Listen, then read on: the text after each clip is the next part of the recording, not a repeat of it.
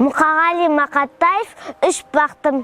Ең бірінші бақтым халқым менің, соған берем ойымның алтын кенін. Ол бар болса мен бармын, қор болмаймын, қымбатырақ алтыннан арқым менің.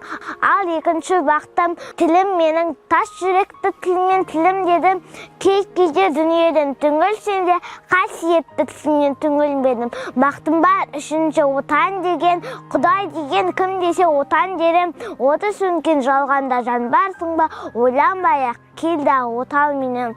Түтін түтет өс өрбек көре бер, немерелер көбейсін шөберелер. Жадыңда ұста жақсылық күтпегейсің, от емес оқтырсам менен егер. Үш бірдей бақтым бар алақанда, мені мұндай бақты жаратар ма?